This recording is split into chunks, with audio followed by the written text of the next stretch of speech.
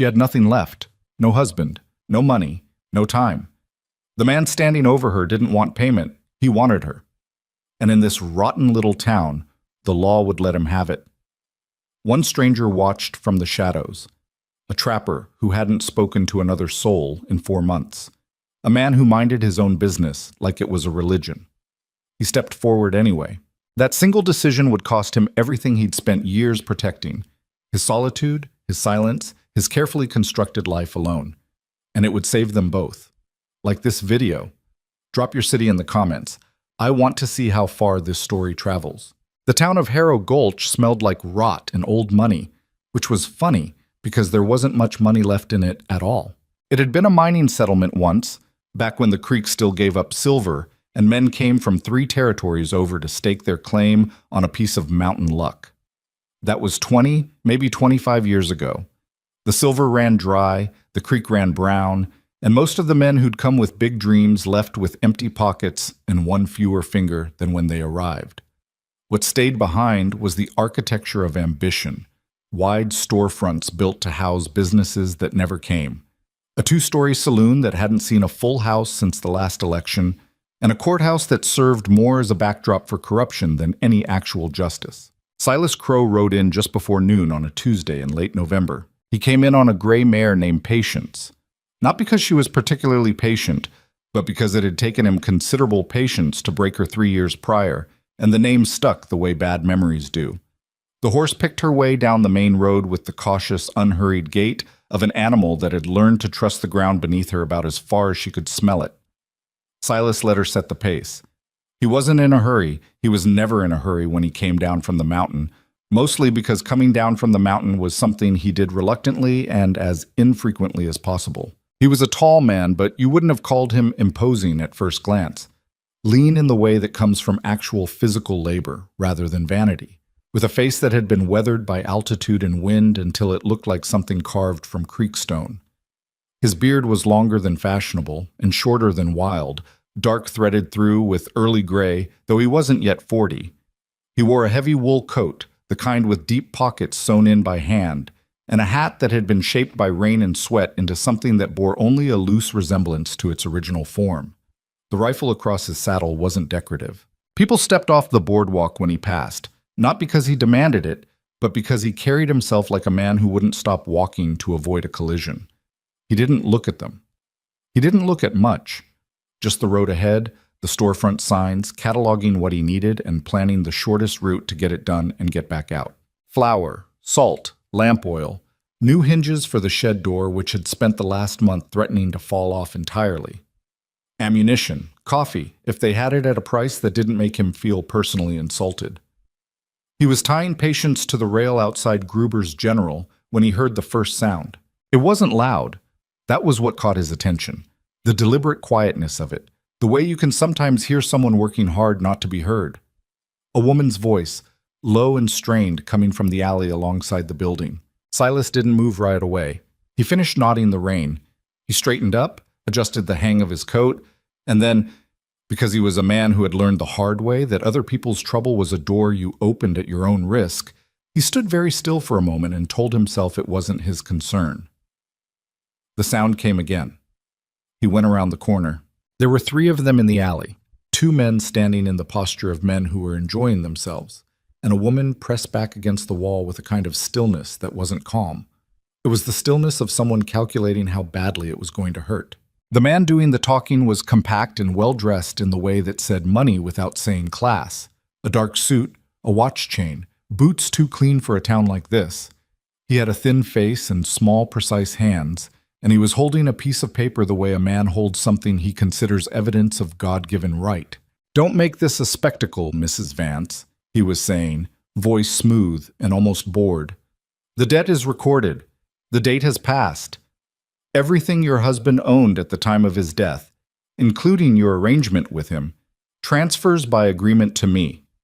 This is the 3rd time I've extended this conversation, and I'm afraid I'm not in the habit of extending it a 4th. The woman, Mrs. Vance, was somewhere in her late 20s, dark hair coming loose from a knot at the back of her head, a coat that had been good quality maybe 3 years ago. Her jaw was set, and there was a mark on her cheek that was going to be a bruise by tomorrow, which meant the conversation had already progressed past words at least once. "You don't own me," she said, and her voice was steadier than it had any right to be. "A man can't put his wife into a debt agreement. That's not—" "Your husband was not a careful man with language," Caldwell said, almost gently. "And the document says what it says. Judge Harker reviewed it himself." "Judge Harker," she said, "has been drinking your whiskey for 6 years." One of the men behind Caldwell moved, and Silas said from the mouth of the alley, "I wouldn't." Everybody looked at him. He hadn't raised his voice. He hadn't moved from where he was standing. He just said it the way you state something obvious. Flat, informational, final. The man who'd moved stopped moving. Caldwell turned slowly. He had the eyes of someone who was accustomed to being the most dangerous person in a room and was now doing the quick arithmetic of whether that was still true. He looked at Silas, the rifle, the coat, the complete and total absence of anxiety on the man's face, and recalculated. "This is a private matter," Caldwell said. "Allie's not private," Silas said. "I just walked right in." "You're interfering in a legal proceeding." "I'm standing here." Silas looked at the woman. She was watching him with the careful, measuring look of someone who had been disappointed by men who stepped in before. "What's the debt?" She blinked. It wasn't the question she'd expected. $240, she said. "My husband borrowed against the claim title. When the claim turned out worthless, Caldwell called it due. Edmund died before—" She stopped, reset herself. "Before he could clear it." Silas looked at Caldwell. $240. Plus applicable interest and— "What's the number?" Caldwell's jaw tightened. $270. Silas reached inside his coat. He took out a leather pouch that was thick enough to make Caldwell's eyes do something they probably didn't do often: go slightly wide. He counted bills with the methodical patience of a man who counts things for a living, set them on a crate beside him, and said, "There's 300. Take the 30 as a penalty for whatever that is on her face, so we're clear this is closed." The alley was quiet. "This is not how—" Caldwell started. "You said the debt transfer's on paper. I just paid the paper. You have another legal argument? You go find a judge who drinks someone else's whiskey." Silas looked at him steadily. "Take the money, Mr. Caldwell." The two men behind Caldwell were looking at their employer. Caldwell looked at the money. He looked at Silas. He looked at the money again. He picked it up. He straightened his jacket, folded the bills with the careful precision of a man who has never once done anything without calculating its future use, and slid them into his breast pocket. "This isn't over," he said. "It is today," Silas said. "Walk away." Caldwell walked away. His two men followed, and for a moment the alley was just Silas and the woman and the distant sound of Harrow Gulch going about its business like nothing had happened, which it probably had, because in a town like this, nothing ever officially happened. The woman, Mara Vance, looked at the space where Caldwell had been. Then she looked at Silas. "You just spent $300 on a stranger," she said. "I know it. You don't even know me." "I know that." He turned to go. "Wait." The word came out fast before she'd decided to say it. He could tell by the way she pulled in a breath right after, like she was bracing. "I can't pay you back. I want to be honest about that right away. I have nothing. The claim is worthless. The cabin we were living in belongs to the mining company, and I have—" She paused. He heard her swallow. "I have $14 and a pair of boots that don't fit right." Silas looked at her boots. They were indeed slightly too large, worn with an extra set of socks stuffed in the toe, probably. "I'm not asking for it back," he said. "Then what are you asking for?" "Nothing." He started walking. "Then why did you do it?" He stopped. He didn't turn around right away. He stood at the mouth of the alley with the gray November light coming down flat and cold. And he thought about that. He'd been asking himself the same thing since he reached into his coat. "He was going to hurt you," he finally said, "badly, and nobody else was going to stop it." He glanced back at her. "That's all it was." "That's not nothing," she said quietly. "Maybe not." He stepped out onto the boardwalk. "You should get somewhere safe, Mrs. Vance. Caldwell's the kind of man who changes the frame of a problem when the first one doesn't work. He'll come back at you a different way." He got 3 steps toward Gruber's General before she spoke again. "There isn't anywhere safe," she said. "Not in this town. The women at the boarding house won't take me back. Caldwell owns the building. The sheriff is his cousin. I have $14 and nowhere to spend the night that he doesn't reach into. Silas stopped. He stared at the general store's faded sign. He knew, with the clear and unhappy certainty of a man who has made decisions in the field and lived with their weight, exactly what she was about to ask. He knew it the way you know a storm is coming before the clouds arrive, by a change in the air, a pressure in the chest. I have a cabin, she said. Her voice was careful, not pleading. She was working hard not to plead. In the mountains. Or I had one. Edmund's hunting cabin. I know it's not the claim property. It was his separately, but I don't know if I can get there before Caldwell. Where in the mountains? North Ridge, above the Clearwater drainage. Silas turned around. He looked at her in the thin noon light. She was trying to look composed and mostly failing, not from any weakness, but because composure has a cost, and she'd been paying it all morning. There was a line of tension across her shoulders that he recognized as someone who'd been braced for a blow for so long, the bracing had become its own kind of exhaustion. I know that country, he said. I know you don't owe me anything. I said I know that country. He rubbed the back of his neck. My cabin is on the north face, up past the second ridge. Your husband's place would be, he thought, 3 miles east of me, maybe a little less. Yes, she said. Yes, that sounds right. Roads up there are going to close in another 2-3 weeks, maybe less if the weather moves early. I know. It's not an easy trip. I know that too. He looked at her for another moment. Then he looked at the sky, the heavy, low-bellied gray of it, the way the light was sitting wrong for this time of day. I've got to get my supplies, he said. Takes about an hour. Can you be ready in an hour? Something happened in her face then. It wasn't relief exactly, more like the careful lowering of something she'd been holding at arm's length, the first stage of it. Yes, she said. I can be ready. You got anything to bring? A bag, a blanket, Edmund's rifle, if Caldwell's men haven't taken it from the room. Get all of it. He started toward the general store again. And Mrs. Vance, don't go anywhere Caldwell can corner you. Stay on the main street where people can see you. People seeing things, she said, hasn't been much protection so far. No, he said, but it slows them down. That's enough for an hour. Her name, she told him later, about 2 miles out of town, when they were climbing the first real grade, and the silence between them had grown thick enough that breaking it felt necessary, had been Mara Hollis before she married Edmund Vance. She'd come out from Ohio 6 years ago with her family, who'd turned around and gone back to Ohio after one winter, because one winter was generally all it took to disabuse a reasonable person of romantic notions about frontier life. She'd stayed. Edmund had been charming and alive and full of plans, and Mara had been 22 and willing to bet on plans. She said this all in a flat, declarative way, like she was reading from a report of someone else's history.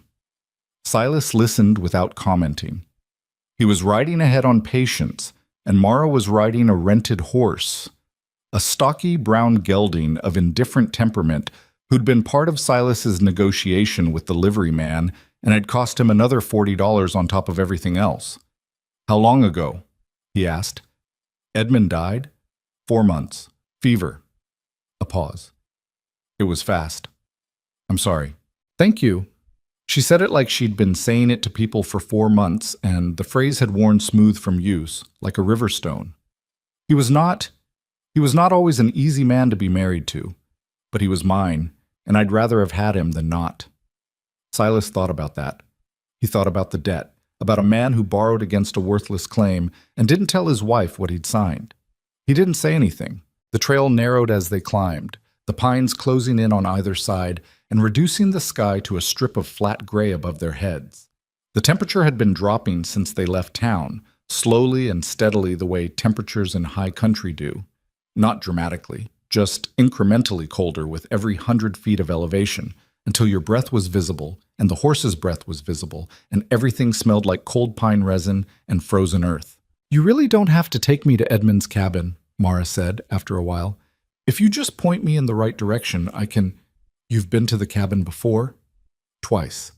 Edmund took me once in summer, once in early fall. Winter trail's different, I can follow a compass. The trail above the second ridge disappears under 4 feet of snow. No compass heading's going to show you where the drainage is. Silence. Fine, she said. Thank you. You don't have to thank me every 5 minutes. I wasn't planning to. I was closing that topic. He glanced back at her. She was sitting the rented horse competently enough. Not a natural rider, but not fighting the animal either. She'd tied her coat closed against the wind and pulled her hat down low, and she was watching the trail with the focused attention of someone who was taking careful note of everything, cataloging, storing. You done much riding? He asked. Enough to get by. What's enough? I'm not going to fall off, if that's what you're asking. It was what he was asking. All right. They rode in silence for another mile. The sky above the tree strip was turning darker, moving from flat gray towards something heavier and purposeful. That's going to snow, Mara said. Before nightfall, Silas agreed. How far is your cabin? 4 more hours if the trail stays clear. Longer if it doesn't. She looked at the sky. He watched her doing the math, the light, the temperature, the distance, the fact that she'd never made this approach in winter. Your cabin, she said carefully, not Edmund's. Edmund's is 3 miles farther on, and it's been empty for months. You don't know what condition it's in. There might not be woodcut. There might not be food. He kept his voice matter of fact. You can stay at mine tonight and go to his tomorrow if it's worth going to. And if it's not worth going to, then we'll deal with that. She was quiet. He could feel her working through what that offer meant, turning it over, looking at it from the angles a woman who'd been in her position for the last several months would look at it from. You live alone, she said. Yes. I'm not. She stopped, chose different words. I want to be clear about what I'm accepting. I'm accepting shelter, that's all. That's all I offered, he said. Another pause. Then, all right. The snow started an hour later, light at first. The powdery exploratory flakes that high country snow begins with, as if testing the ground's willingness before committing. By the time they crested the second ridge, it had become something more serious, thick and slanting, and reducing visibility to 30 yards. Silas knew this trail the way he knew most things he needed to know. Not emotionally, but precisely, the way a craftsman knows his tools. He knew which switchback came up on which side, which exposed section would be icy under fresh snow, which stand of spruce meant they'd passed the drainage and were 15 minutes from his property line. He navigated it without hesitation, without apparent anxiety, and Mara followed him with the same deliberate focus, not talking, conserving herself for the business of staying on a horse in poor visibility on a steep mountain trail. It was, he thought, the sensible response. He was adjusting his assessment of her upward, slowly. They made the cabin in just under 5 hours, which was 4.5 hours past the point where Silas had given up any hope of a quiet evening alone. The cabin was not beautiful. He'd built it himself 7 years ago with the intention of surviving in it rather than living in it. And those two intentions produced different architecture. It was solid and compact, built into the north face of a granite shelf so that the rock formed the back wall and most of the east side, which was efficient in ways that made more aesthetic sense in winter than summer. The roof was steeply pitched for snow load. The door was heavy and hung level and had 3 separate ways to bar it from inside, which told a story about the man who'd built it that wasn't wrong. There was a shed attached at the south end, full of split wood. Silas had spent most of October cutting and stacking it, more than enough for a long winter, which was both foresight and habit.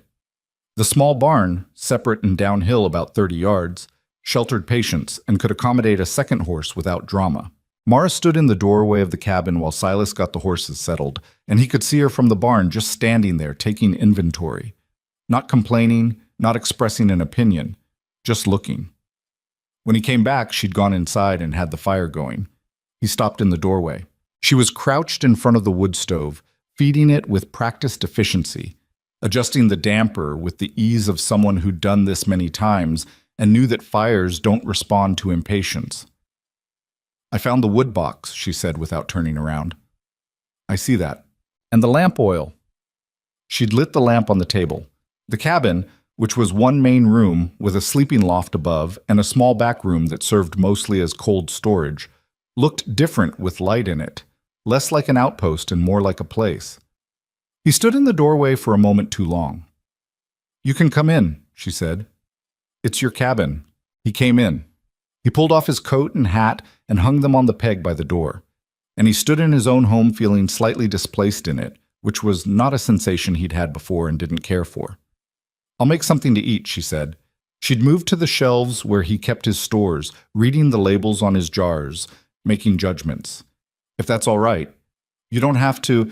"I know I don't have to." She pulled down dried beans, a jar of preserved venison. "But I'm going to because I'm hungry, and you look hungry, and we've been on horseback for 5 hours. She looked over her shoulder at him, and there was something in her face that wasn't quite amusement, but was in that neighborhood. "You're allowed to accept help, you know. It's not a character flaw." Silas sat down at the table and didn't say anything. The fire caught and built, and the cold air of the cabin softened by degrees. Outside, the snow was still coming. He could hear it against the shutters, the particular hiss of it, and the wind was picking up in the spruce trees on the north side. It was going to be a serious storm. Maybe 3 or 4 inches by morning, maybe more. The pass would be closed by tomorrow afternoon. He looked around his cabin, the clean swept floor, the stacked wood, the lamp burning steady, the woman at his stove. And he had the unsettling recognition that it didn't look wrong. It looked in a way that made him briefly and unreasonably irritated at himself, almost like it was supposed to look this way. "What were you before?" he asked. "Before Ohio. Before Edmond." She was quiet for a moment, stirring. "School teacher," she said. "For 2 years. Before I came west." "You liked it?" "I liked the children. I didn't always like what the school board thought children should learn." She paused. "I kept adding books to the curriculum that they hadn't approved. History, mathematics beyond basic sums. A novel once, which caused considerable trouble."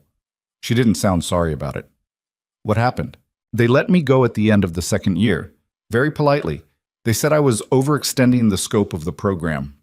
She set a bowl in front of him that smelled considerably better than it had any right to given what she'd had to work with. "I took that as a compliment." He looked at the bowl, then at her. "Thank you," he said. "You're allowed to accept help," she said again, and sat down across from him. After dinner, she washed the bowls with water heated on the stove, and Silas put more wood on the fire, and they didn't talk much. The storm was serious by then, wind hard against the north face, and the temperature outside dropping toward something mean and purposeful. She took the loft. He showed her where the extra blankets were kept, in the cedar chest under the eaves, and he settled on the rope bed in the main room that he used most nights anyway, finding the loft too far from the stove when it was genuinely cold. He lay there for a while listening to the storm. He thought about Caldwell, about the way the man had looked at the money and done his arithmetic, that small, precise calculation. "This isn't over," he'd said, and Silas believed him because men like Caldwell didn't absorb losses. They converted them into different kinds of action. He thought about the $300, which was not an amount he could easily replace before spring trading. He thought about the woman sleeping in his loft, her $14 and her wrong-sized boots, her quiet, stubborn practicality that had surprised him more than once already today. He thought about the pass, closing behind them in the snow. Whatever came next, it was going to come in spring. That was both a problem and the only thing that was right now working in their favor. He closed his eyes. The fire settled. The storm said what it had to say to the mountain, which was the same thing it always said, which was nothing here belongs to you. And the mountain, as it always did, absorbed the message and stood unchanged. Silas Crow slept, and in the cabin on the north face, for the first time in 7 years, he was not alone. The morning came in gray and white and very cold. He was up before light. Habit, not intention, and had the fire rebuilt from coals and coffee, on before the sky had decided what color it wanted to be. He went out to check the horses in the dark, broke the ice on their water, forked hay. The snow had stopped sometime in the night and left 8 inches on the level ground, more in the drifts against the shed and the east wall of the barn. The sky was clearing, which meant tonight would be colder. When he came back in, Mara was already up, sitting at the table with her hands wrapped around a cup of coffee she'd poured for herself. She was watching the small window above the door, where the sky was just beginning to color. She'd slept in her clothes. He'd expected complaints. The loft was drafty, the blankets were old, the pillow he'd given her was a rolled coat, but there weren't any. She looked tired in the way of someone who'd slept adequately rather than well, which under the circumstances was about all you could ask. "Coffee's strong," she said, without looking at him. "Only way to make it." I didn't say it was a criticism. He poured his own cup and sat down. Outside, the pale light was coming up over the eastern ridge and turning the snow the color of ash. Then slowly, something warmer. "I want to go to Edmund's cabin today," she said. "Have a look at it." "Trail will be slow." "I know." She set her cup down. "Mr. Crow, I want to be somewhere that is mine, or was his, which is close enough." She looked at him directly. "I appreciate everything you've done, but I don't want to be a burden in your house." "You're not." "I will be, eventually." She wasn't being self-deprecating. She was being practical, the same way she'd been practical about the fire and the beans and the extra blankets. "I think it's better if we establish things properly. I go to Edmund's cabin, I see what's there, and then we know where we stand." Silas considered arguing. He considered pointing out the 8 inches of snow on the secondary trail and the fact that Edmund's cabin had been unoccupied since summer and would be whatever temperature the mountain decided it was. He considered saying several things. "After breakfast," he said. She nodded. "After breakfast." He made eggs. He kept 4 hens in a corner of the barn that produced through most of winter, if you kept them warm enough. And she ate without comment on the quality, which he took as approval. Then they put on their coats and their hats, and he led her up the east trail through the snow. Edmund Vance's hunting cabin was a 2-hour walk in summer. An 8 inches of new snow, breaking trail. It took most of the morning. It was smaller than Silas's place. 1 room, a sleeping space behind a curtain, a stone fireplace that had been mortared by someone who knew what they were doing but hadn't kept up with the repointing. Mice had been in it. He could see the signs without mentioning them, though Mara saw them too, and her expression did something complicated and controlled. One of the window shutters had blown loose in the fall and the interior had drifted. There was a cord of wood stacked outside under a lean-to, but it was covered in ice, and the lean-to itself was listing badly. There were things of Edmund's. A spare coat on a hook. A photograph on the mantel. Silas looked away from it because it wasn't his to look at. A Bible with handwriting in the margins. Mara stood in the middle of the room for a long time. Then she went to the fireplace and knelt down and began clearing ash. "There's a problem with the chimney cap," Silas said, studying it. "Bird's nest, probably. Has to come out before you use this or you'll smoke yourself out." "Can you fix it?" "Not today. Roof will be iced." He crouched beside her. "I can do it in 2-3 days when it's had sun on it." She nodded. "The window shutter needs to be rehung."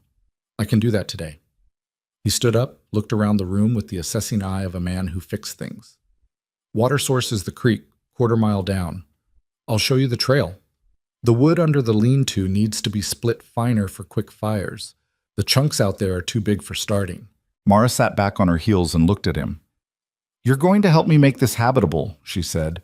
"It's close to my property. Makes sense to have a neighbor who can function." "That's very practical." "I'm a practical man." Something moved across her face. She turned back to the fireplace. "All right," she said. "Then let's get to work." They were there until mid-afternoon. He rehung the shutter. He split kindling from the drier pieces of wood at the bottom of the cord. He showed her the creek trail and the place where it tended to ice over and where to cross instead. She cleaned the cabin from front to back, swept out the drift, cleared the shelves, found the oil lamp and the supply of oil that Edmund had left, which was almost full. She didn't say much while she worked. Neither did he. But by the time they started back through the snow toward his cabin, because the chimney wasn't fixed and she couldn't stay there yet, and she didn't argue this point, which told him she was tired and cold and smart enough to admit when she had no good alternative. The cabin behind them was something closer to what it needed to be. 2 days, she said on the way back. Maybe 3. Probably 3, he said. Storm comes in. Longer. I'll try not to be in your way. You're not in my way. She looked sideways at him in the fading afternoon light. You keep saying that, she said. Because you keep apologizing for existing, he said. It's getting repetitive. Silence. Then quietly, something that might, just barely, have been a laugh. Fair enough, she said. They walked the rest of the way home in the kind of quiet that had, somewhere in the last several hours, lost its uncomfortable edge. The fire needed stoking when they got back. Mara went straight for the wood stove without being asked. Silas went to check the horses. When he came back, the cabin was warm. He stood in the doorway, again like he had the night before, and he had the same illogical, unsettling sense that the room looked right. He came inside. He barred the door against the evening. The mountain held the two of them in its cold hand, indifferent and vast, and for the moment, just the moment, that was enough. 3 days became a week. The chimney cap came out on the second day. Silas climbed the iced roof with a rope tied to the ridgeline and extracted a compressed mass of dead bird nest and debris that had been slowly choking the flue since late summer. He did this with the careful, unhurried efficiency of a man who understood that urgency on a frozen roof was how you ended up at the bottom of a mountain with a broken neck. Mara stood below and watched him without comment, which he appreciated. People who shouted advice from the ground while you were doing dangerous work on an incline were a particular kind of irritating. The shutter was rehung. The worst of the floor drift was cleared. He showed her how to read the lean-to wood for moisture, tapping it, listening for the hollow sound of dry versus the dull thunk of frozen through, and how to split it finer without losing fingers, which was less intuitive than it looked. She was a fast learner. Not the showy kind of fast, not the kind that announces itself. The quiet kind, where you explain something once, and when you look back 2 days later, she's doing it better than you described. But the weather didn't cooperate. On the fourth day, another storm came in, harder than the first, serious mountain weather that dropped 14 inches in 36 hours and buried the trail to Edmund's cabin under something that wasn't trail anymore, just continuous white. Silas's cabin held. It had been built to hold. Edmund's cabin, 3 miles east with its recently cleared but still drafty interior, was not a place anyone should be trying to sleep alone in that kind of cold. Without a functioning fireplace he wasn't yet confident about. He didn't have to say this. Mara looked at the weather and made the arithmetic herself. "I'll stay another few days," she said. "All right. I'm not asking your permission." "I know you're not." She looked at him sideways. "You agreed very quickly." "Because it's the sensible decision."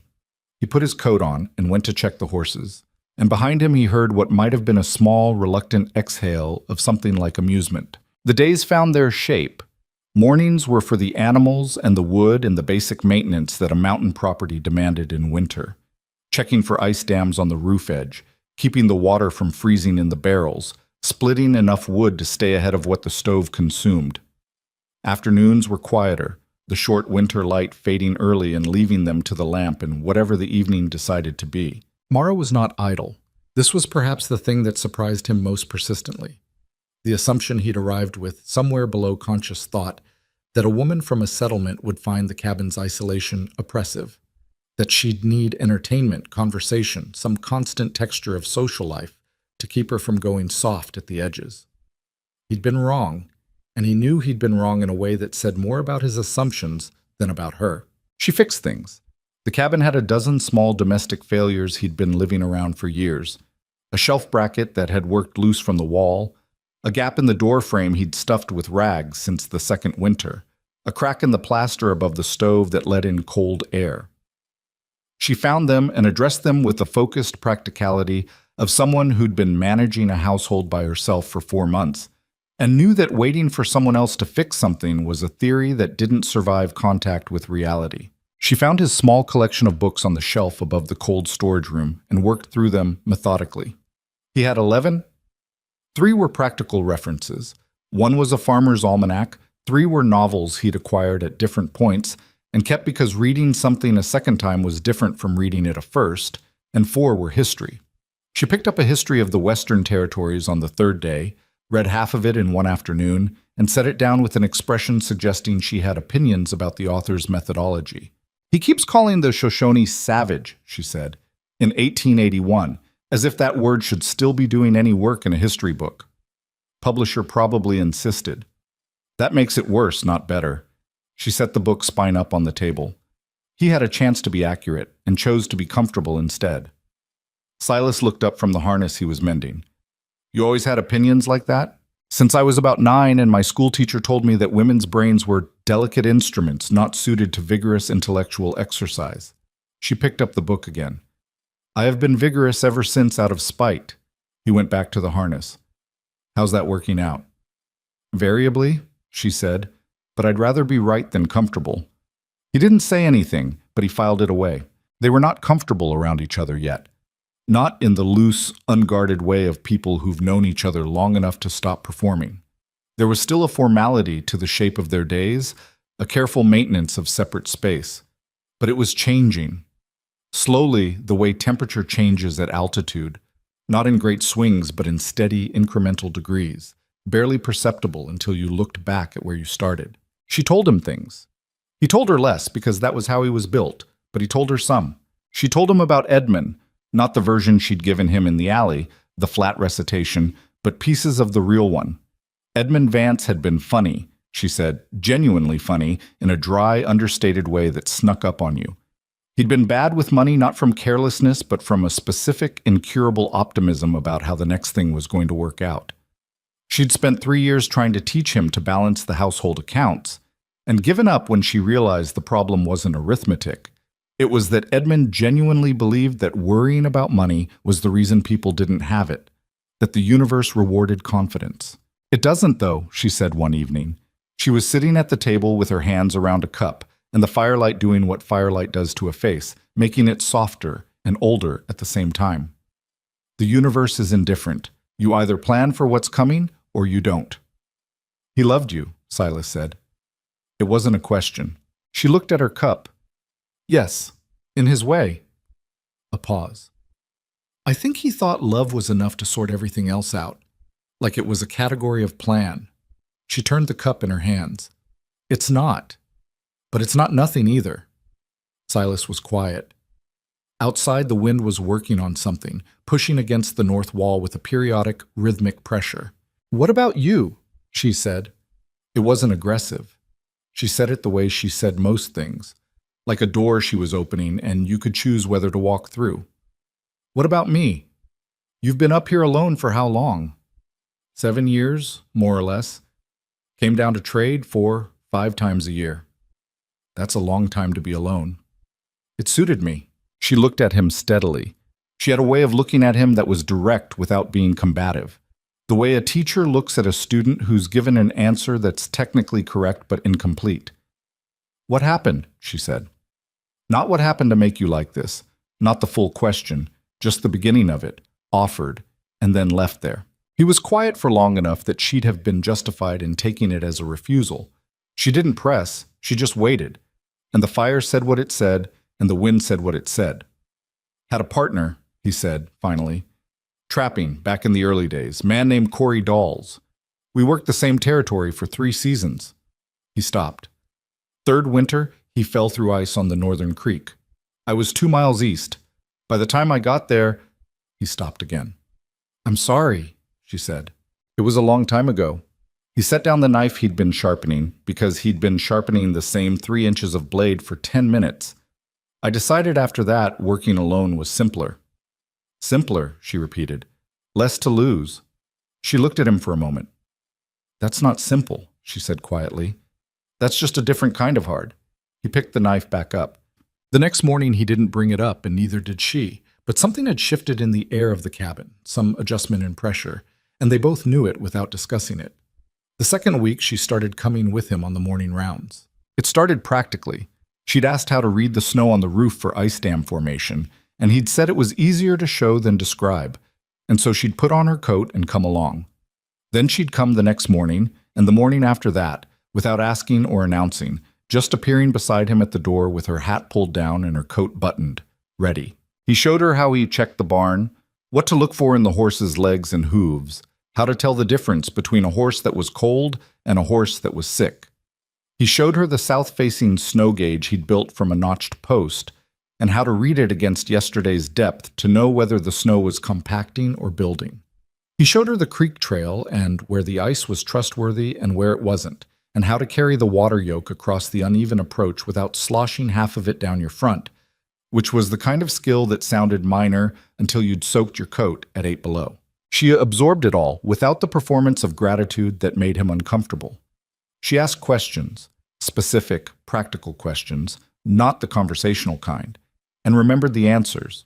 Once, when he'd shown her the right angle to approach the ice saw for the water barrel, and she'd done it wrong on the second try, she'd said, matter-of-factly, "Show me again," and stood watching his hands until she had it. On the 11th day, something happened that changed the shape of things. They were coming back from the creek with the water, him ahead, her behind with the second yoke, when Patience, tied outside the barn for the morning airing, spooked at something in the tree line and pulled hard against the post. She was a horse who didn't spook often, and spooked badly when she did. The post held, but Patience threw herself sideways, and the rope, which Silas had retied that morning in cold fingers and apparently not well enough, came loose. He was carrying 2 full buckets. He dropped them and moved, but the ice on the approach path was what it was, and his feet went out from under him. He went down hard on his left side, shoulder, hip, the full unhappy catalog of a man his size hitting frozen ground. Patience bolted. Mara was past him before he'd finished processing what had happened, moving across the ice with a fast, careful step that wasn't running but was faster than it looked, tracking the horse with her eyes. Patience had gone 10 yards into the open ground east of the barn, trailing the rope, and was doing the taut, sidelong dance of a frightened horse making up its mind whether to keep going. Mara didn't chase her. She stopped. She let the horse feel the distance and the cold and the open space, and after a moment, as Patience's sideways motion slowed, she took 2 steps closer and stopped again. Then 2 more. She was talking. He could see her mouth moving, low and steady. 3 minutes, maybe 4. Patience let her pick up the rope. She walked the horse back to the post and tied her, better not than he'd used, he noted from the ground, and then came back to where he was sitting. "You're still on the ground," she said, "taking inventory."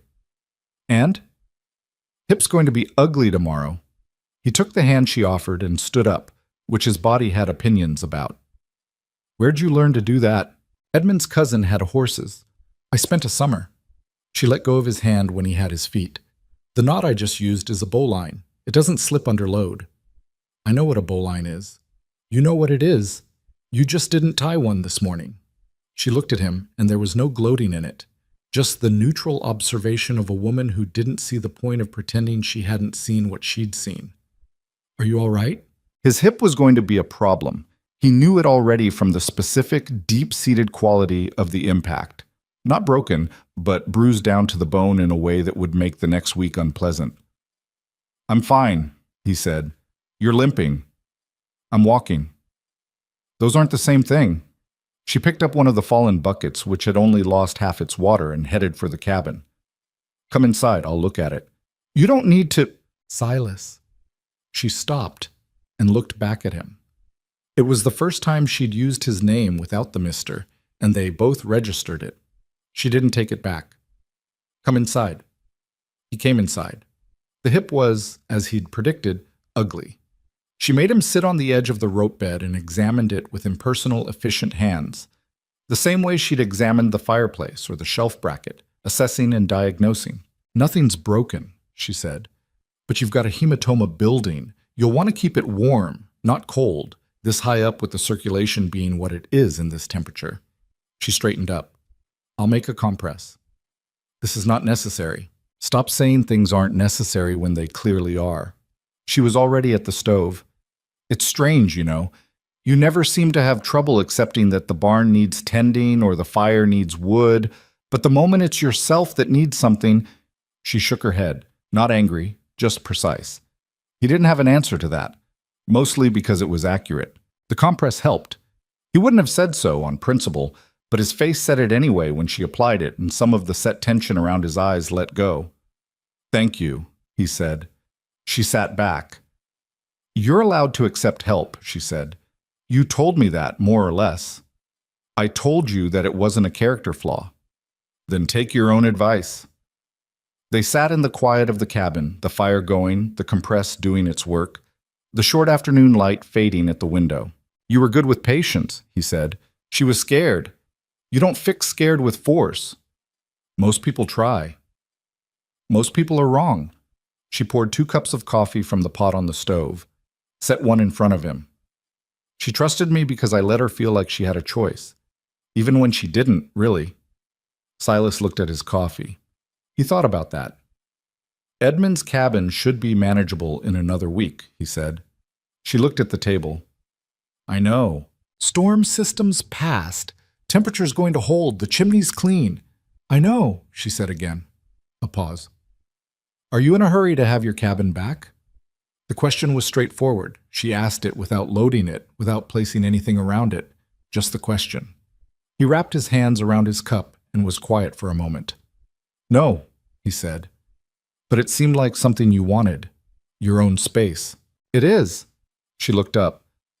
That doesn't mean I'm not also... She stopped, started over. It's been a long time since I've been somewhere I felt safe. I forgot what it felt like. She said this carefully, like she was being precise about something that could be easily misrepresented. I'm not confusing that with anything else. I didn't think you were. I want to be clear about it anyway. All right. He sipped his coffee. Then be clear. She looked at him steadily. I feel safe here. That's real. And when I go to Edmund's cabin, I'll miss that. That's also real. She set her cup down. And those are just facts, not anything that requires you to do anything about them. He looked at her for a moment. You can come back, he said, if it gets too cold, or if something breaks that you can't fix. That sounds like a standing invitation. It sounds like a practical arrangement between neighbors. Something crossed her face. She pressed it back down, but not quite fast enough. Practical, she said. That's right. You're a very practical man, I've been told. It's not entirely a compliment. He almost smiled. He felt it in the corner of his mouth, the slight movement of it. I know. She picked her cup back up and looked at the fire, and the afternoon went dark outside the window, and the mountain held the cold the way it always did, total, permanent, indifferent. And the two of them sat in the warmth they'd made against it and didn't say anything else, because sometimes things are clear enough without more words. On the 14th day, the trail to Edmund's cabin was open. Silas walked it with her. He told himself it was because she hadn't traveled it alone in snow, and he wanted to be certain she knew the routing, which was true. He also wanted to see the chimney draw properly before he left her there, which was also true. He told himself both of these things and didn't examine them further. The cabin had benefited from the 2 additional weeks of cold settling into place around it. The gaps he'd caulked had cured properly. The door hung level, and when he lit the fire and they stood back to watch the flue draw, the smoke went straight up and clean. It works, she said. It works. She looked around the room. Edmund's coat was still on its hook. She went to it and took it down and folded it and put it on the shelf, and then stood with her back to Silas for a moment, one hand on the folded coat. I'll be all right, she said. Not to him specifically, more like confirming it to herself. I know you will, he said. She turned around. Her face was composed. The working composure, not the real kind, but working. I'll need to figure out food, she said. My stores are thin. I've got more than I need. I'll bring over flour and salt tomorrow, some of the venison from the cold storage. He looked at the room. Wood's enough for a week. After that, you'll need to cut more. Show me where you cut yours. I'll take you up on Saturday. The weather holds. She nodded. All right. He stood in the doorway, her doorway now, the cabin her own. And the moment had that quality of something ending and something else not quite started, the in-between space that has its own particular weight. If you need something, he said, I'm 3 miles west. I know where you are. The snow's still loose on the upper trail. Take the lower one. You told me that on the way here. I'm telling you again. She looked at him. The firelight was starting to do something to the room now that the fire had caught properly, and she looked tired and steady, and nothing like the woman pressed against an alley wall in Harrow Gulch 2 weeks ago, which was both a small thing and not a small thing at all. Silas, she said. Yeah. Thank you. She said it simply, without the worn smoothness of the automatic version. For all of it. He nodded once. He pulled his hat back on and went out into the cold and started west, and the snow took his footsteps in and held them, and behind him the small cabin sent its smoke straight up into the clear, bitter sky. He walked the 3 miles without hurrying. When he got back to his own cabin and came in out of the cold and shut the door, the room felt the way it had felt before she arrived, quiet, orderly, entirely his. He stood in it for a moment. Then he built up the fire and sat down and didn't pick up any of his 11 books, and didn't sharpen anything, and didn't make coffee. Just sat there in the silence that was usually enough and found it. Tonight, not quite enough. He sat with that. The mountain didn't care, which was fine. The mountain never cared. That was what he'd always liked about it. He told himself that again until he more or less believed it, and then he went to bed. The arrangement between them settled into something neither one had named but both understood. Silas brought flour and salt the next morning, as promised, and venison from the cold storage wrapped in cloth. He checked the chimney drawer again while he was there, not because he doubted his work, but because doubting his work was how it stayed good. He split 2 days' worth of finer kindling from the cord under the lean-to and stacked it inside the door where it would stay dry. And when Mara came back from the creek with the morning water and found him doing this, she didn't tell him to stop. She set the buckets down and started portioning the flour into her storage jars, and they worked in the same space without colliding, which was its own kind of statement. He came back Thursday, then Saturday, to show her the cutting area. Then the following Tuesday, because the lean-to was listing worse than before, and another heavy snow load would take it down entirely, and a winter without covered wood was a serious problem. By the third week of December, there was no particular reason for each visit, but both of them had stopped constructing reasons. He came because 3 miles was close, and the mountain winter was long, and having a neighbor who was worth talking to was not a thing he'd had before. She came to his cabin too sometimes, on the harder weather days when the trail between them was passable, but not pleasant. She'd appear in the late morning with something she'd baked in Edmund's cast iron, or with a question about the property that she could have figured out herself, but apparently preferred to ask. He suspected the questions were sometimes manufactured. He didn't say so. The days were short and the work was constant, and January came in on the mountain like a debt collector, hard, impatient, and with no interest in negotiation. The big storm arrived on a Wednesday, in the second week of January. Silas had felt it coming for 2 days, not in any mystical sense, but in the way the pressure changed and the temperature dropped in a specific bottom-falling-out manner that he'd learned to read like text. He'd spent Tuesday cutting wood and laying in extra water and making sure the barn was banked against the north side where the wind would hit hardest. He'd sent word to Mara through a note left at the split log they used as a message post on the trail between their properties. Big weather coming, stock up, stay put. And she'd left a note back that said, in her precise schoolteacher handwriting, already ahead of you. He'd smiled at that, alone in his cabin. He'd noticed he was doing that more. The storm hit Wednesday afternoon, and it did not stop for 4 days. What it did to the mountain in those 4 days was less like weather and more like a sustained argument. Wind that found every gap in every wall and made its presence known. Snow that came horizontally and reduced the world outside to a moving white wall. Temperature that dropped so far below zero that the sap in the trees cracked like rifle shots in the night. Silas's cabin held because it had been built for exactly this. Into the granite shelf with its back protected, its roof steeply pitched. He kept the fire going around the clock, sleeping in 2-hour intervals and waking to feed it, moving through the dark cabin in the practice pattern of a man who knew its dimensions by feel. On the second day, he tried to check on the horses and made it to the barn and back, which took 40 minutes and required a rope strung between the cabin door and the barn entrance to find his way in the whiteout.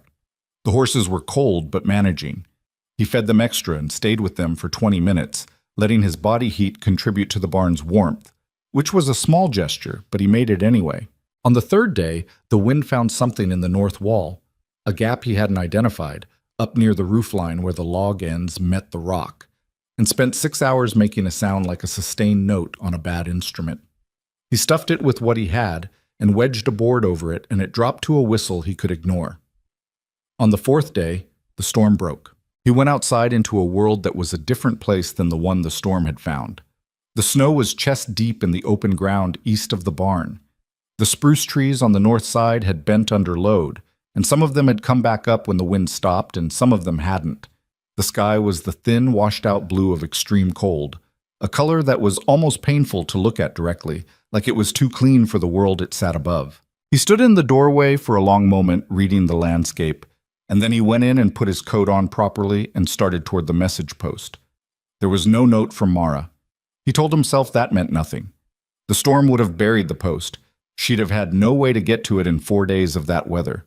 She was fine. She'd stalked the wood. She'd had warning. The chimney worked. He stood at the post and looked east, toward the thin line of smoke that on clear days he could sometimes see above the tree line from Edmund's direction. No smoke. He was moving before he'd made a conscious decision. The trail between their properties was gone under 4 feet of consolidated drift, and he broke it himself, step by step, using the snowshoes he'd pulled from behind the barn door and the knowledge of where the trail was beneath what he couldn't see. It took him an hour and 40 minutes to cover 3 miles. He smelled the problem before he saw the cabin. Not smoke from the chimney, but the flat, specific smell of a fire that had been out long enough to go cold in serious weather. No smoke at the top of the flue. The cabin door was intact, shutters closed. He knocked. Then harder. The door opened and she was standing there, and she was all right, physically all right, and he registered that first with a sharpness that surprised him. Then he registered the rest. The cold that came off her like she'd been sitting in it for hours, the darkness of the interior behind her, the red at the edges of her fingers. "Fire went out," she said. Her voice was steady, but had a slight quality of someone concentrating hard on keeping it that way. "I can see that." He was already moving past her, assessing the stove. "When?" "Yesterday morning. The storm... I think the chimney cap..." She stopped. The wind was coming down the flue. Every time I got it going, it blew back. I burned through all the fine kindling trying. She paused. "I kept the blankets. I was fine." The chimney cap had shifted in the wind. He'd see it later, twisted at an angle that turned it from a rain cap into a wind catch when the weather came from the northeast. A bad luck failure, one he should have anticipated and hadn't. He built the fire from scratch, working fast and quiet. He'd brought his tinderbox and had flame inside 4 minutes, had kindling going inside 7, had the stove accepting proper wood within 15. While the cabin began the slow work of climbing back from whatever temperature it had been holding, he looked at her hands. "How long were you without fire?" "About 20 hours. She held her hands out for him to look at, matter of fact about it. "My feet too.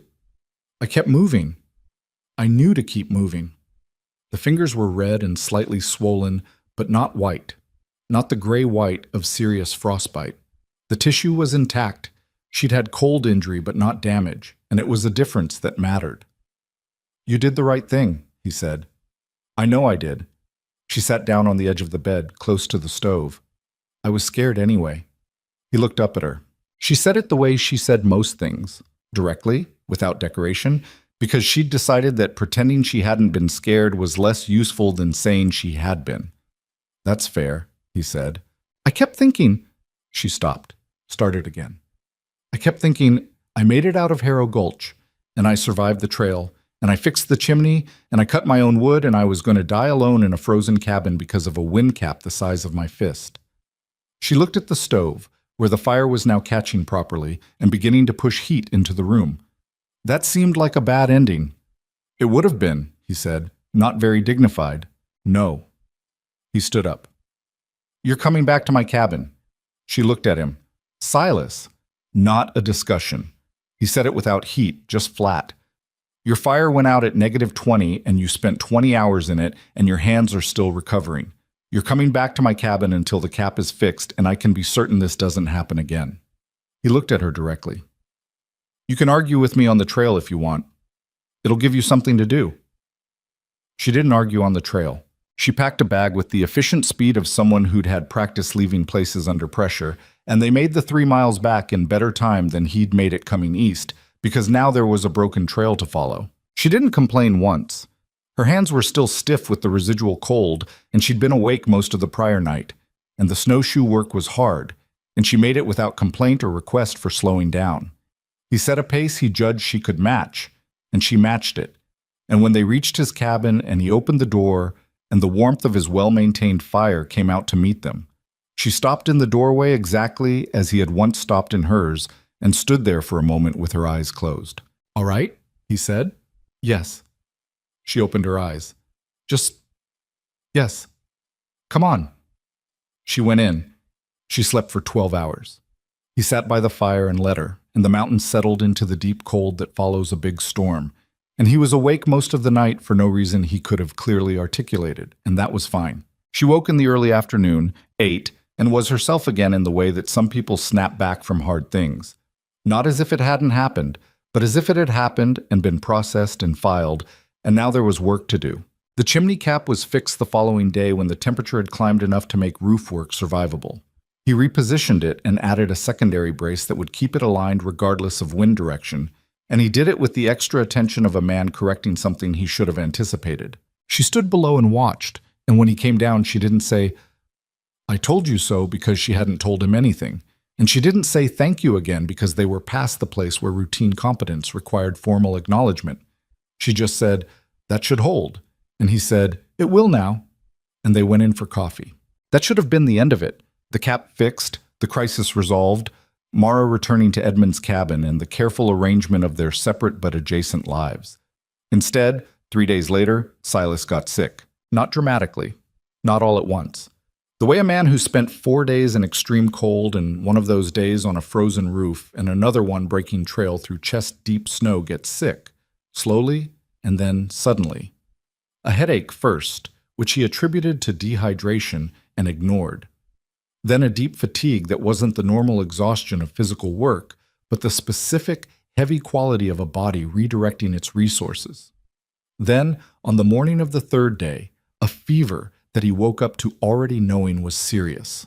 He managed the horses that morning by will alone, moving through the barn with the deliberate, concentrated care of a man who is fully aware that he is not well and is choosing to ignore it because the horses needed tending. He got back inside and sat down on the rope bed and did not get up again for a while. When Mara came, she came most days now, some version of a visit, the pretext varying. She found him there. She took one look at his face and said, "How long?" "Few days," he said. "I'm fine." "You look like you're dissolving." She put her hand on his forehead, quick, practical, the back of her wrist. "That's a real fever, not a little sick fever. I just need to rest." "You need to rest and drink water and let me take care of the horses and the wood." She said this with the same flat certainty he used when he said things that were not discussions. "Don't argue with me about this." He was too tired to argue with her about it. She stayed. The fever climbed on the second day and peaked somewhere bad on the third, and he was lucid enough to know it was bad, and not lucid enough to do much about it. He drifted through the hours with the disoriented quality of a fever that has gotten behind your defenses. Aware of the cabin around him, aware of the fire, aware periodically of Mara's presence, but unable to hold the thread of time in any continuous way. She kept the fire. That was what he remembered most clearly, in fragments. The fire always going, never allowed to drop below the level of real heat. The cabin staying warm with the steady, deliberate warmth of someone who understood that keeping a sick man warm was not a comfort, it was medicine. She brought water and made him drink it when he didn't want to. She brought broth made from the dried venison and made him take it when the idea of eating felt absurd. She did this without performance, without the hovering anxiety that sick people sometimes attract, just the quiet efficiency of someone who had decided the situation required a specific set of actions and was executing them. Once, somewhere in the bad middle of it, he surfaced from something that had been close to sleep and found her sitting on the chair she'd moved beside the bed, reading one of his books by lamplight. She hadn't heard him wake. He watched her for a moment, the slight movement of her lips as she read, the way she was leaning toward the lamp, the complete concentration of someone genuinely inside a book. She looked like a person rather than a version of herself constructed for someone else's benefit, and he filed that away somewhere before the fever pulled him back under. On the fourth day, the fever broke. He knew it by the specific quality of the sweat, the way the heat left all at once, and he woke up cold and depleted in his own head again. He lay there for a while taking inventory, present, coherent, weak, in the specific way that follows a real illness rather than the general way of fatigue. Mara was at the stove with her back to him. "It broke," he said. His voice came out rough. She turned around. She looked at him for a moment with an expression he couldn't fully read, something that had been held tight, releasing by degrees. "I know," she said.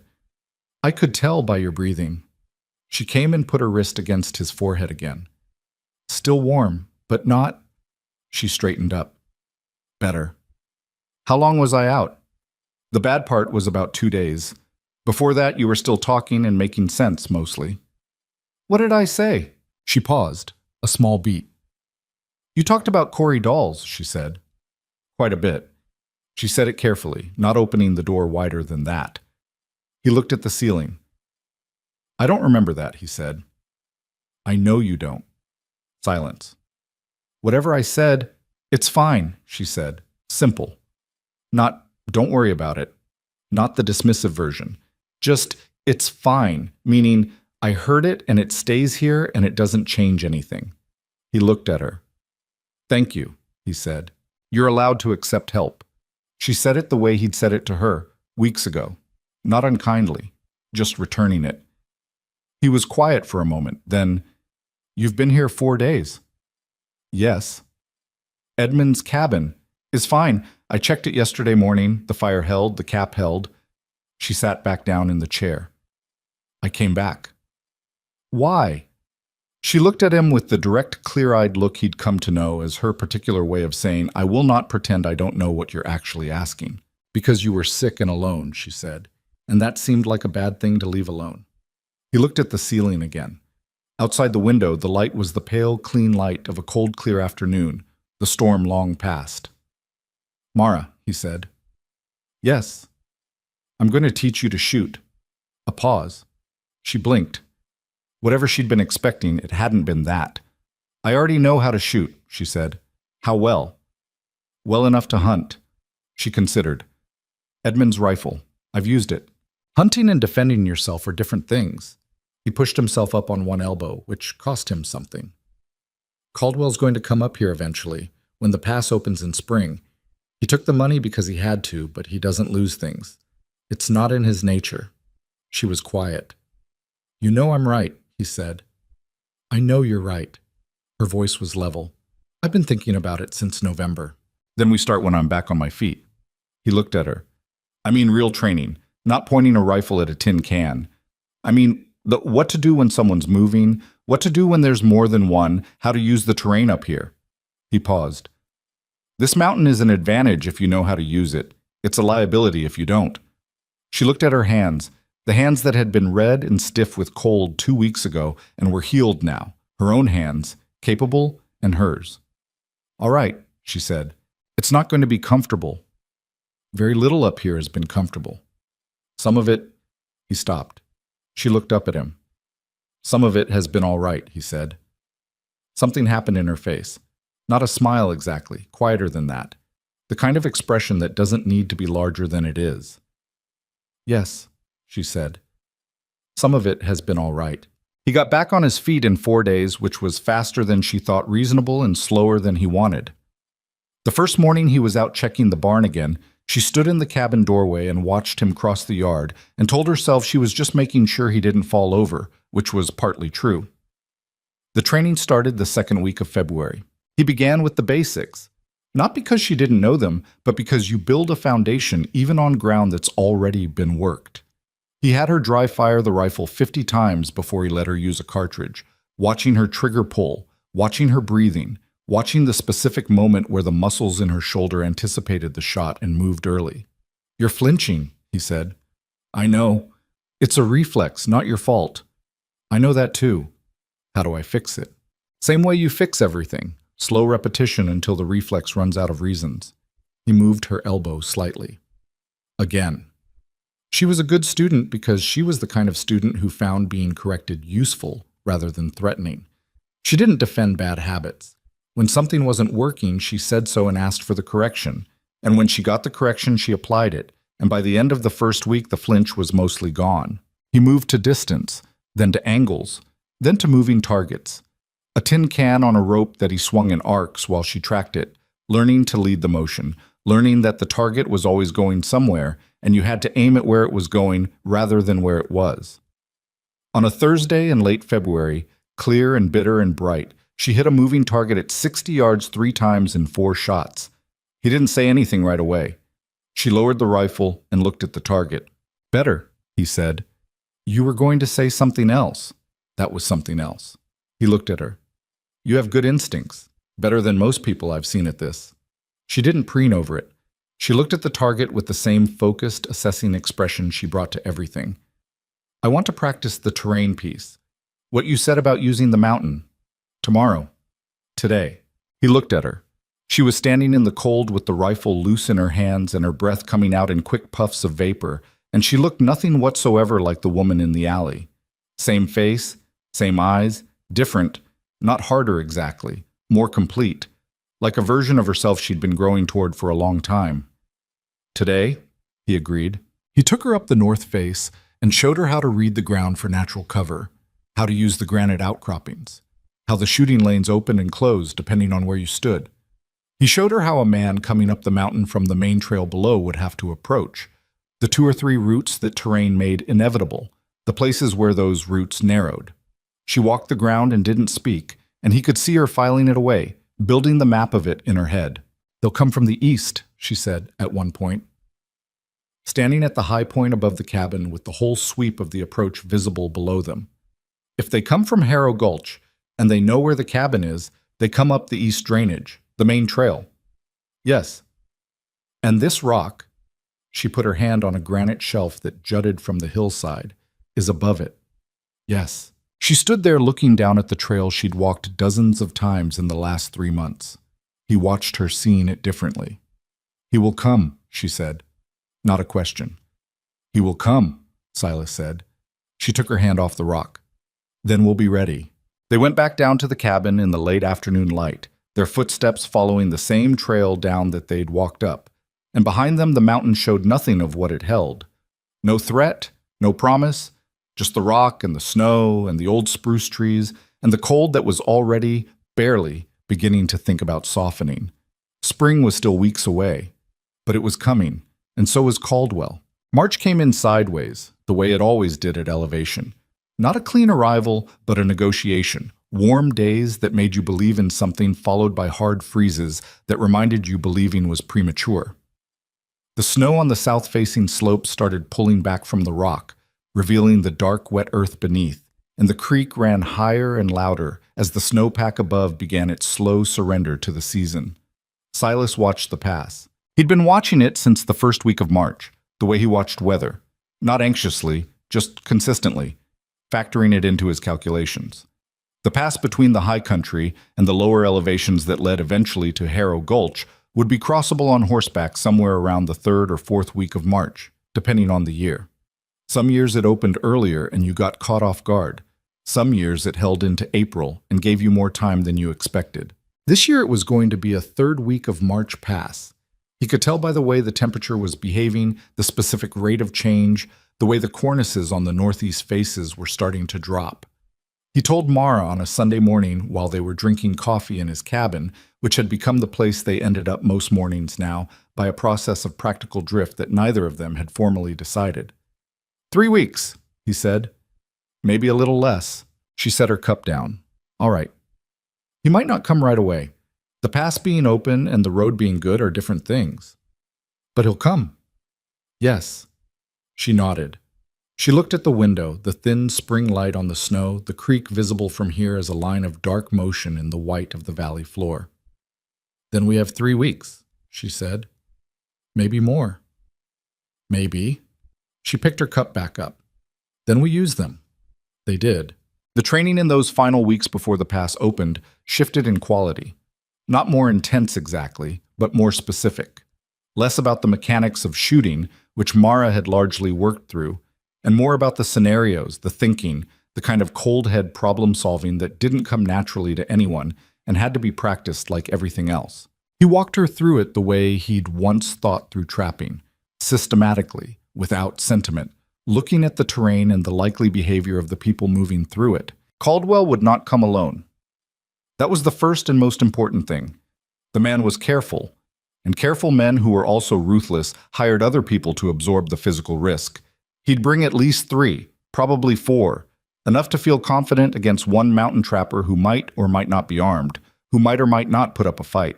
What Caldwell didn't know, couldn't know, was that there were 2 of them now, and that one of them knew this mountain in a way that no hired man from the low country was going to match in the first hours of his arrival.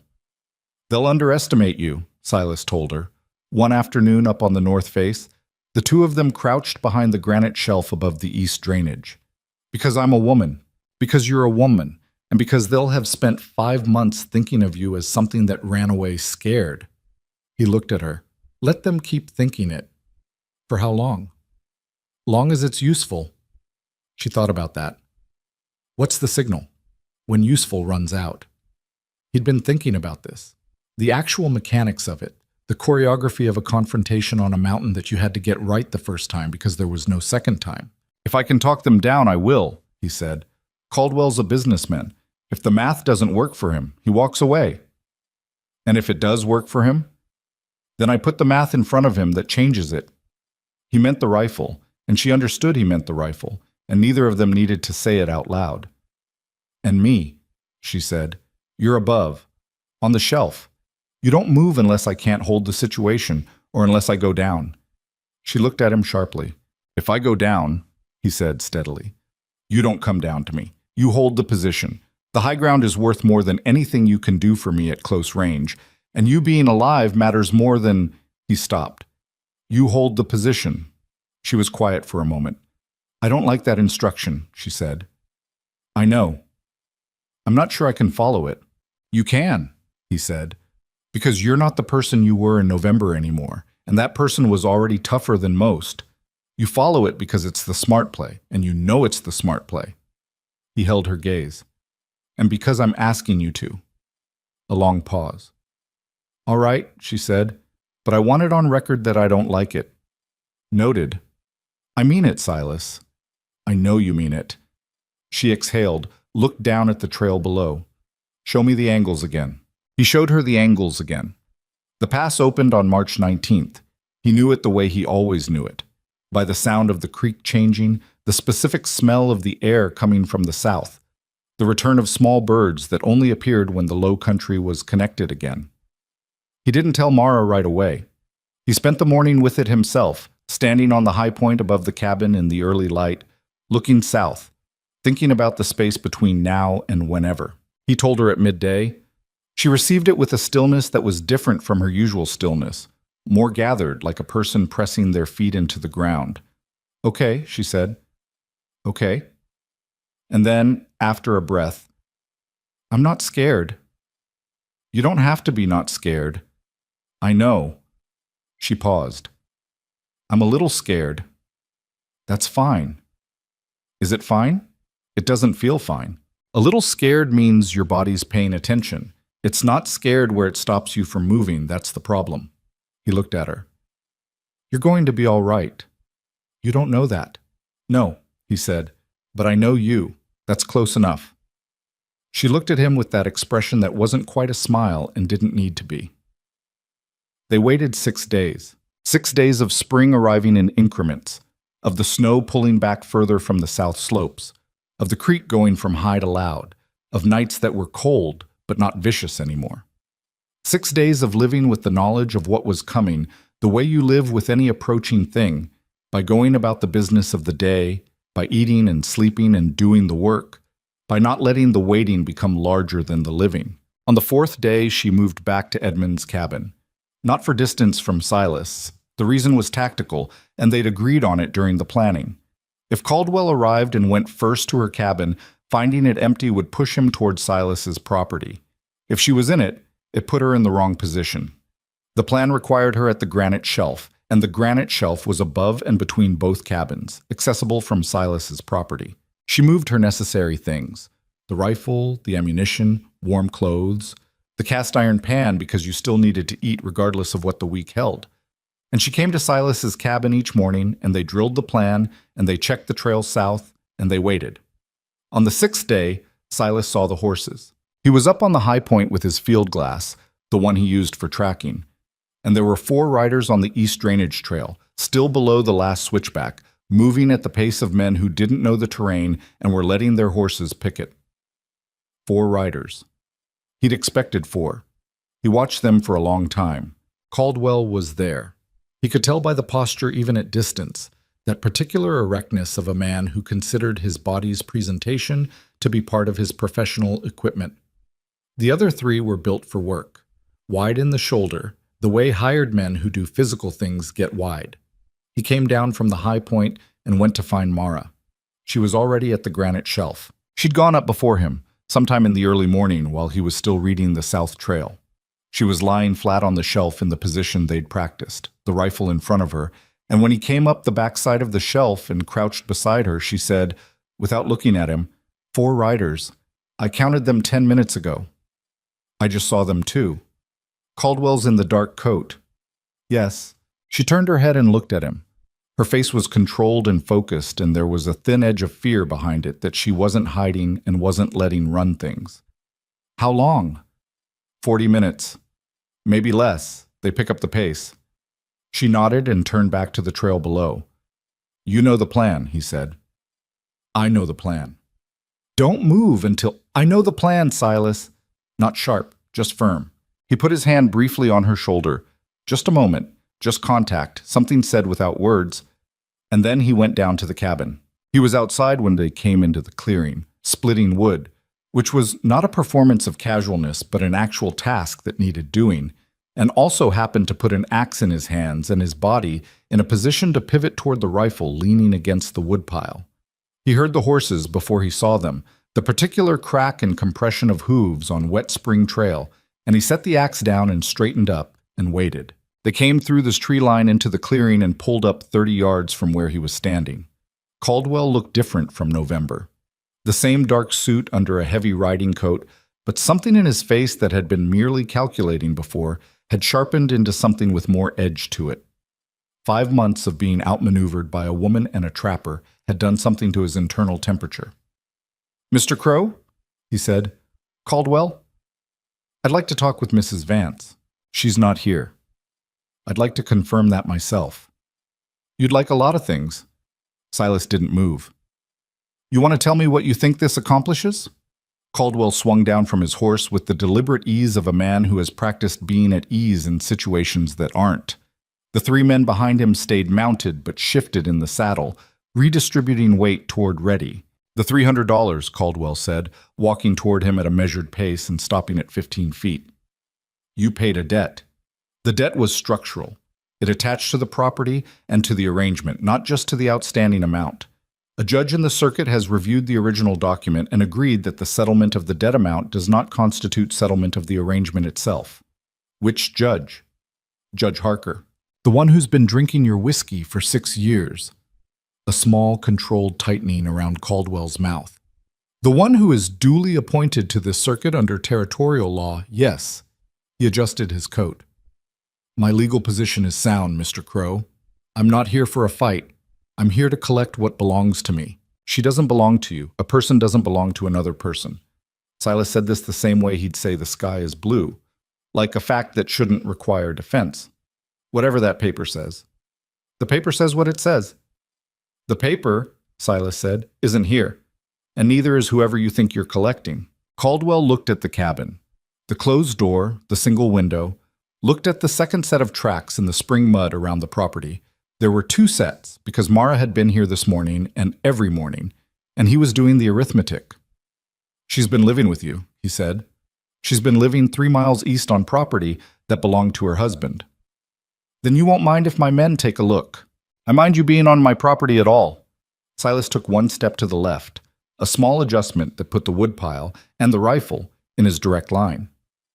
You're not going to any cabin. You're going to turn those horses around. Caldwell stopped pretending this was a conversation between equals.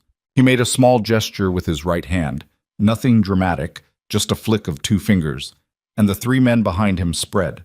1 went left toward the tree line, 1 went right toward the barn, 1 stayed center.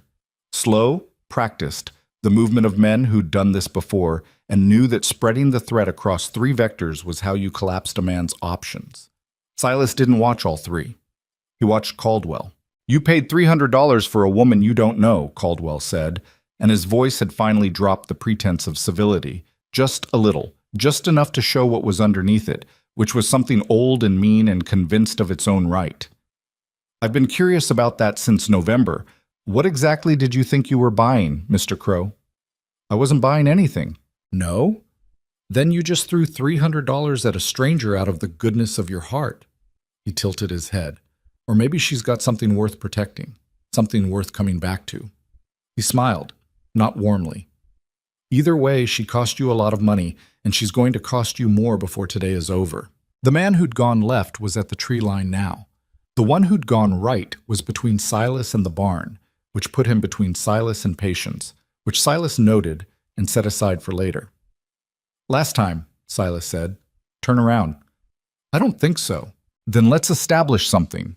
Silas reached for the rifle. He had it up and leveled before any of the three men had fully registered the movement. Not because he was faster than they expected, but because he'd been positioned for it, and they hadn't, and that's what positioning is for. He put the barrel on Caldwell. You want to do a count. You've got three men with rifles that are in scabbards, not in their hands. I've got one rifle that's on your chest right now. Your men go for their guns. Maybe they get there. Maybe they don't. But you don't see how it ends. That's the math. Caldwell had gone very still. He was afraid. Silas could see it. The small muscular freeze that fear produces in the body before the mind catches up and reasserts control. But fear and backing down were not the same thing in men like Caldwell, and that was the problem. Doyle, Caldwell said without looking away from Silas. The woman's at the other cabin. Take Reese and go get her. The man at the tree line started to move. Hold, said a voice from above. Everyone looked up.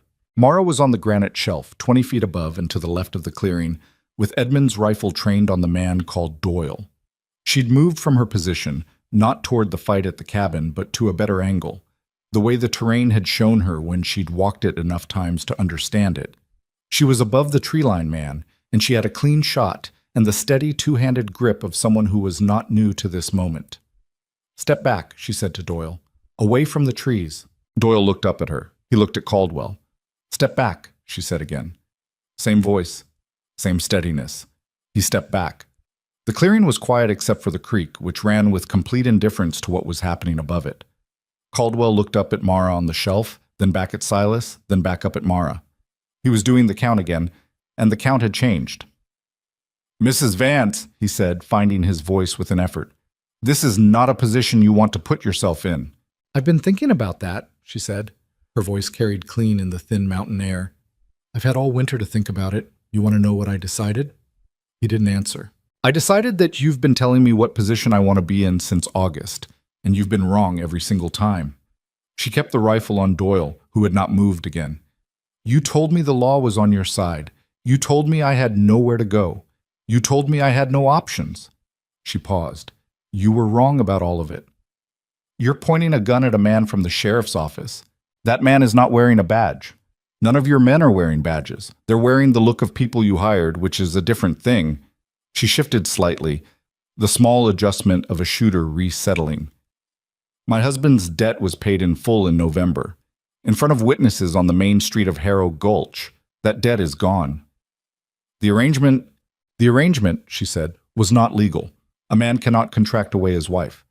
I know that because I spent the winter reading every law book Mr. Crow had, and 2 more he brought up from town. A pause. Judge Harker can say whatever you've paid him to say, but that doesn't make it true, and it doesn't make it binding. Her voice didn't waver. You've got nothing, Mr. Caldwell. You've got a bad document, and a bought judge, and 3 hired men on a mountain where none of them know the ground. Caldwell's face had gone through several things. It landed on something flat and controlled, which was worse than anger would have been. This isn't over, he said. And it was the same thing he'd said in the alley in November, and it had the same sound to it. The promise of a man who converts losses into future actions. It is, Mara said, because the next time you or anyone connected to you comes up this mountain, I'm not going to warn you first. I've been very clear this morning. I won't be this clear again. A long moment passed. The creek said what it said. One of the horses shifted its weight and blew out a breath. The man called Doyle was watching Mara with an expression that had moved from contempt to something more careful, and the other 2 were watching Silas, and nobody was moving. Caldwell looked at the rifle on his chest, then up at the shelf, then at the 3 men he'd brought, who were in a position that had become, in the space of the last 2 minutes, considerably less advantageous than the one they'd ridden in with. He turned and walked back to his horse. Mount up, he said to his men. Tight, controlled. Doyle and Reese went to their horses without looking at anyone. The 3rd man, the one who'd gone center, was the last to move. He held the space a beat longer than necessary, the way men do when they need to feel like they chose to leave rather than were made to. Then he mounted. Caldwell gathered his reins. He looked at Silas, not at Mara, at Silas, because even now, even at the end of it, his instinct was to address the man. "You've made an enemy today," he said. "I had one since November," Silas said. "Nothing changed." Caldwell held his eyes for a moment longer. Then he turned the horse and rode back down the east drainage trail, and his 3 men fell in behind him, and the clearing held their departure in silence until the sound of the hooves was gone and only the creek was left. Silas lowered the rifle. He stood in the mud of the clearing with the spring light coming down through the spruce trees and the sound of the water running full and cold, and he let out a breath that he'd been holding for approximately 6 months. He looked up at the shelf. Mara was already coming down, not from the front face, which would have required scrambling, but from the backside, the route he'd shown her, careful and deliberate. She came down into the clearing with the rifle in the crook of her arm and a look on her face that was not triumphant and not relieved, but something more complicated. The look of someone who has done a hard thing they prepared for and are still processing whether the preparation and the reality matched. She stopped a few feet from him. "He'll come back," she said. "Maybe. Maybe not." Silas looked at the trail where Caldwell had gone. He had 3 men and the high ground against him, and a woman with a rifle who wasn't scared enough to make a mistake. That's a different story than he came up here expecting. He glanced at her. Men like Caldwell cut their losses eventually. They find a different thing to spend their energy on.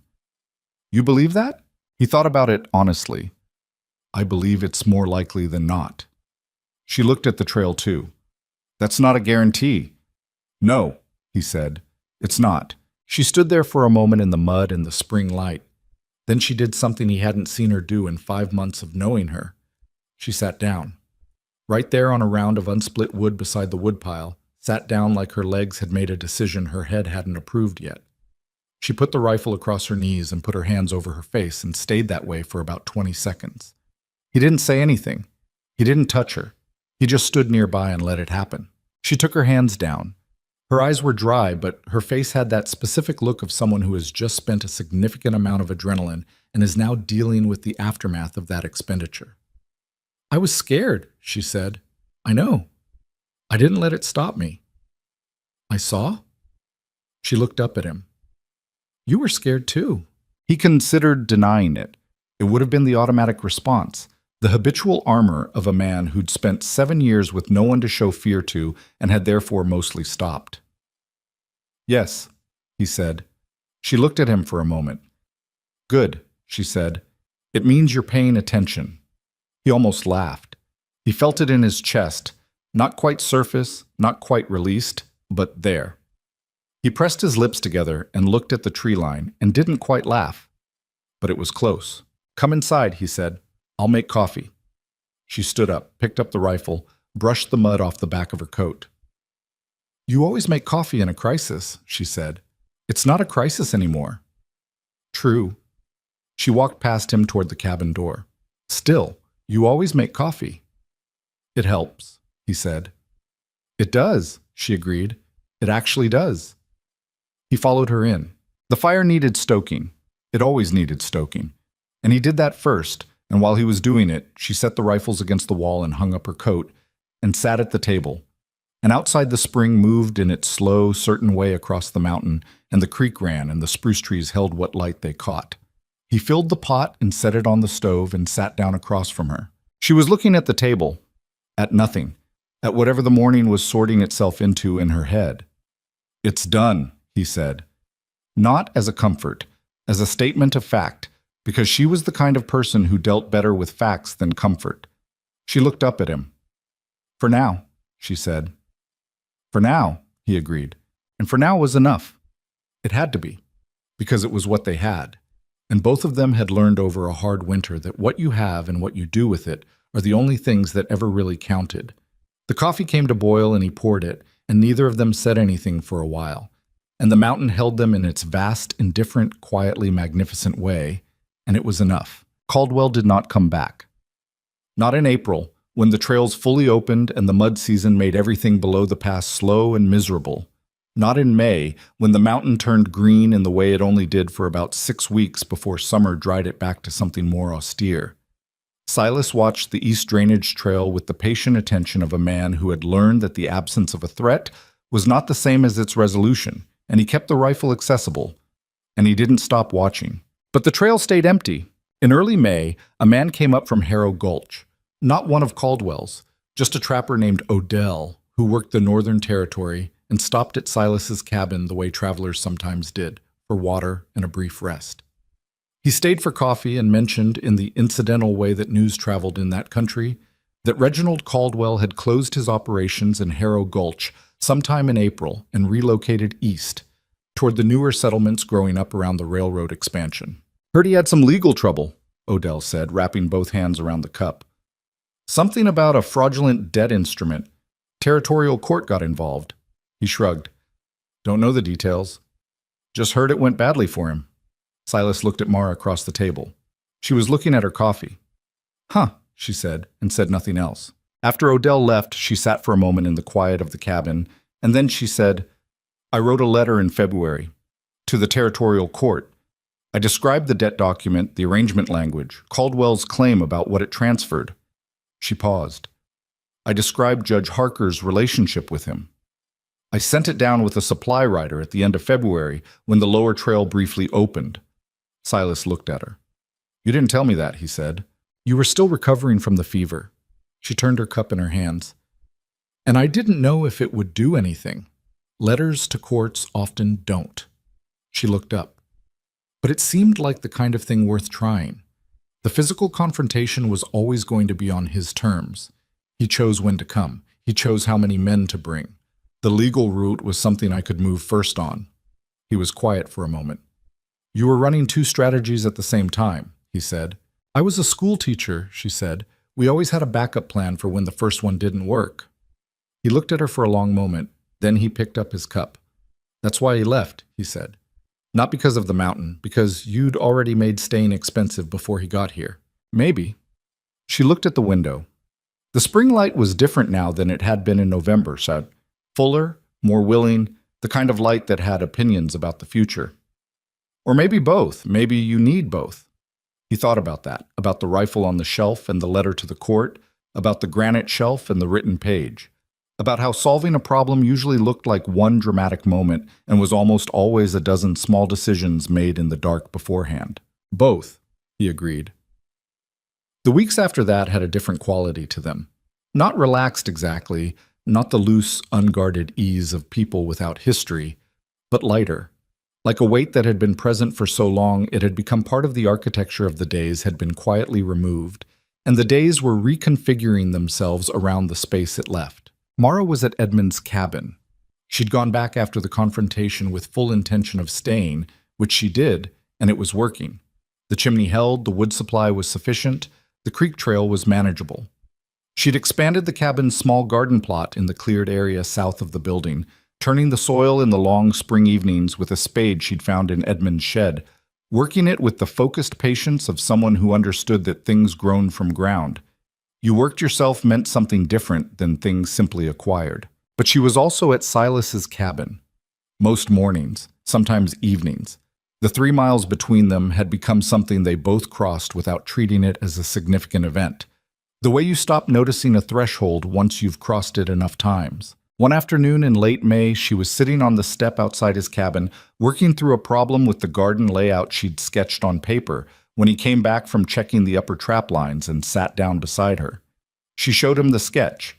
He looked at it and told her the south-facing plot would need shading by July or it would dry out, and suggested a location 40 yards east that caught morning light and afternoon shadow from the spruce stand. She argued that the ground there was stonier. He said he had a decent pick and the stones could be cleared. She said that was a lot of work for a theory. "It's not a theory," he said. "I know where the afternoon shadow falls. I know where the good topsoil is. You've been here 6 months. I've been watching the ground." They went back and forth about it for 10 minutes with the comfortable, slightly combative rhythm of two people who have been disagreeing productively long enough that the disagreement itself has become a form of ease.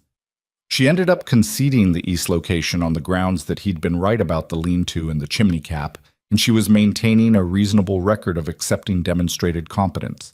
He said he'd start on the stones tomorrow. "You don't have to do that," she said. "I know I don't have to. You have your own work." "The stones take a morning." He looked at the east plot, already measuring it in his head. "It's fine." She looked at him for a moment with the direct, clear-eyed look he'd come to know better than almost any other human expression. "Silas," she said. "Yeah." "What are we doing?" He didn't pretend to misunderstand the question. He'd been living alongside it for a while now, the way you live alongside a thing that hasn't been said, aware of it, making space for it, not quite ready to name it. "I don't know exactly," he said. "That's honest." "I try to be." She looked at the sketch in her hands. "I'm not interested in something that isn't real," she said. "I had real, with Edmund, even when it was hard. I'd rather have hard and real than easy and not." She turned the paper over. "And I'm not looking for a replacement. I'm not looking for someone to take care of me. I don't need that." "I know you don't. I need—" She stopped, tried again. "I'd like someone to be honest with me, and capable, and willing to be in the same place as me without it being a transaction." She paused. "That's a short list, apparently." He was quiet for a moment. "It's not that short," he said. She looked at him. "I've been alone 7 years because I decided alone was easier than losing something," he said. He said this slowly, the way he said most things that mattered, like each word was being checked before it was set down. "And it was easier. I'm not going to pretend it wasn't, but easier and better aren't the same thing, and I think I knew that for a while before I was willing to know it." She didn't say anything. I'm not good at this," he said. "I want to be clear about that. I miss things people say. I go quiet when I should talk. I'll probably spend 3 days thinking about a conversation we had and bring it up when you've already moved on." He looked at his hands. "I'm better with problems than with feelings, except sometimes I confuse which one I'm dealing with." "I know," she said. "That doesn't bother you. You being imperfect?" She looked at him steadily. "No. I've had enough time on this mountain to know that imperfect things hold up better than perfect ones. Perfect things crack the first time the temperature changes. Imperfect things flex." She held up the sketch paper. "Like a good chimney cap." He looked at the paper, then at her. "I'm not a chimney cap," he said. "No," she said. And this time the smile came all the way, unhurried and real, and it did to her face what it always did, made it look exactly like itself. "But you hold up." He looked at her for a long moment in the late afternoon light. "All right," he said. "All right," she said back. It wasn't a declaration. It wasn't a promise with ceremony attached to it. It was two people who'd been through a hard winter together, deciding, quietly and practically, to keep going in the same direction, which was, when you stripped away the poetic language people like to wrap these things in, what it mostly was, anyway. He started on the garden stones the next morning. She came over and worked beside him without being asked, and they cleared the plot in a morning the way they'd done most things, without drama, without perfect coordination, occasionally getting in each other's way and adjusting. He found a granite shelf 18 inches down on the east side that required the pick. She found a cache of earthworms in the deep soil near the center and announced this as evidence that her instinct about the topsoil had been partially correct, which he acknowledged with a look she interpreted accurately as agreement. They put in the garden. June came to the mountain with the particular abundance of high country summer, the brief, intense flowering of everything that had been dormant for 7 months, the explosion of green on the south slopes, the return of the creek to something manageable after the snowmelt fury of April and May. The days were long, and the work was real work. Silas was into the main trapping season, working his lines in the longer light, and Mara was building the garden and tending the hens and doing the steady, unglamorous labor of maintaining 2 properties in a place that had no patience for neglect. They ate dinner together most nights. Not every night. Some nights the work ran long, or the trail was muddy, or one of them was tired in the specific way of people doing physical labor in demanding country, and those nights they each stayed in their own cabin, and that was fine too. It didn't need to be every night. Every night would have been its own kind of pressure, and neither of them wanted pressure. But most nights, they talked about everything and nothing, about the territory, about the law and how it moved, about the books on his shelf that she'd now read twice through and had opinions about that he found himself genuinely interested in. About Edmund sometimes, in the honest way of people who have decided the past deserves its space rather than its silence. About Corey Dawes once, in the spring, when Silas brought it up himself. Briefly, plainly, the way you acknowledge a scar without making it the whole story of your body. She told him about Ohio, about the school and the books, and the board members with their careful, condescending certainty about what women were suited for. About the 2 years she'd spent being right and being punished for it, and how she'd decided somewhere in that second year that being right was worth the punishment, and the punishment would have to keep paying or run out of will, and eventually it did. Most things do, she said, run out of will. If you just keep being what you are long enough. Caldwell ran out of will, he said. Caldwell ran out of will and found a territorial court in his way, she said. Both things. Both things, he agreed. There was something she'd been learning, she thought, across the whole span of the winter and into this spring. Something she hadn't had words for until recently, and now had words for but was still testing against the evidence. The thing was this: strength was not what she'd been told it was. She'd been told, in the explicit language of school boards and creditors and 100 small daily condescensions, that strength was something some people had and others didn't. That it was fixed, inherent, and she specifically had less of it than the people who were in the habit of deciding things for her. She'd spent a long time not quite believing that and not quite being able to refute it, because refutation requires evidence, and she hadn't had access to the kind of situations that produce evidence. The mountain had provided the situations. She'd been cold and scared and alone in a frozen cabin, and she'd kept moving. She'd learned to read snow load and split wood and track a moving target at 60 yards. She'd written a letter to a territorial court in the dark of a January night, with a man she barely knew recovering from fever in the next room, and the letter had done what letters to territorial courts almost never do. She'd stood on a granite shelf above a man who wanted to own her and held the rifle steady. None of it had felt like strength in the moment. Strength, she'd found, almost never felt like anything in the moment.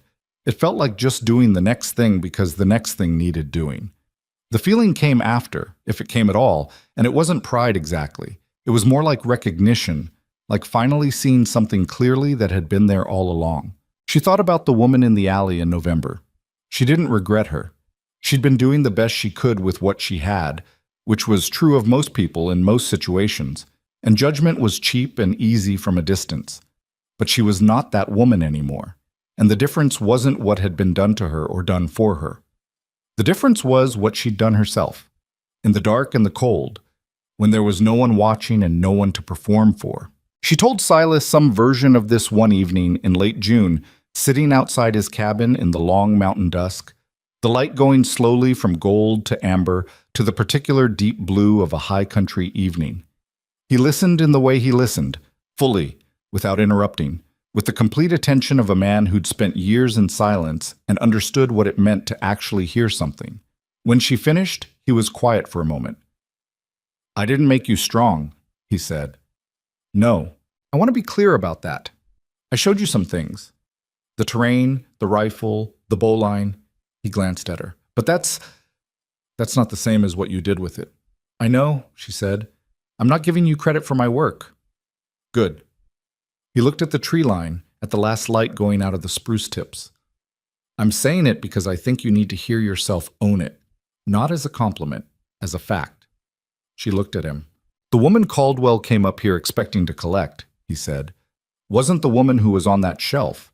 And that's not the mountain, and it's not me. That's you." She sat with that. The evening settled around them.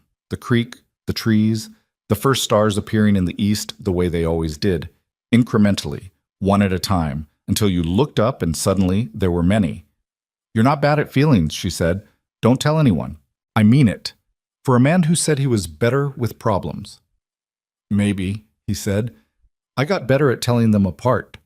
She looked at the stars for a while. He looked at the stars. The mountain held the two of them in its enormous, ancient, uncaring way, which was the only way it knew, and that was fine. You didn't need the mountain to care. You needed it to be there, solid and consistent and indifferent to whether you succeeded or failed, which meant your success or failure was genuinely yours. That was the thing about this place, she thought. It didn't comfort you. It didn't punish you. It just existed, and you either matched yourself to its reality or you didn't, and the outcome was honest in a way that most of the world wasn't. She'd come up this mountain running from something. She'd stayed because she had nowhere else to go.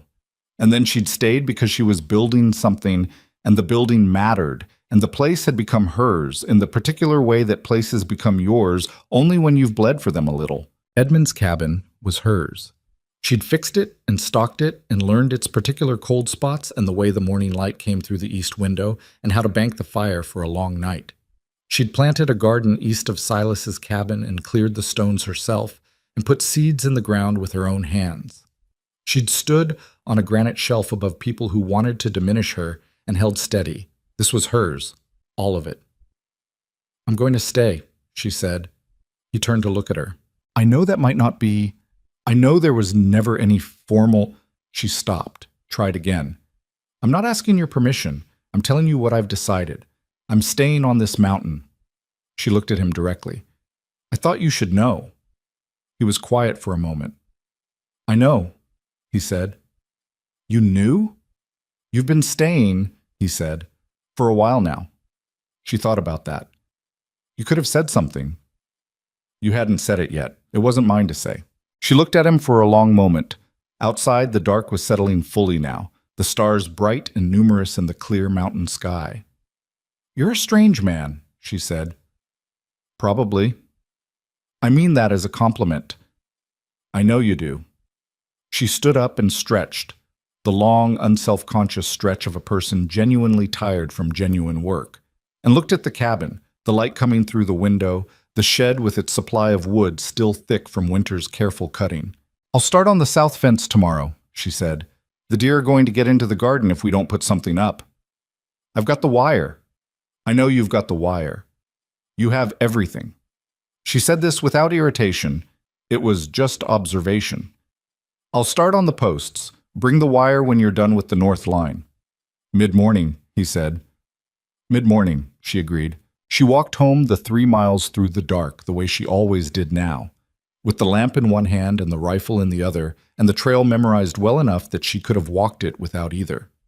The mountain was quiet in the way of a summer night, the creek running low and easy, the air warm enough to be comfortable without being anything you'd call soft. She reached her cabin, built up the fire, sat at the table for a while in the way that she did some nights, just sitting with the day before letting it go. She thought about the letter she'd sent to the territorial court in February. She thought about the granite shelf and the rifle and Caldwell's horse disappearing back down the east drainage. She thought about a man who'd stepped into an alley in November because someone needed help, and he was the person who happened to be standing there, and how that single ordinary decision had bent the shape of 2 lives into something neither of them had planned. Most things, she thought, started that way.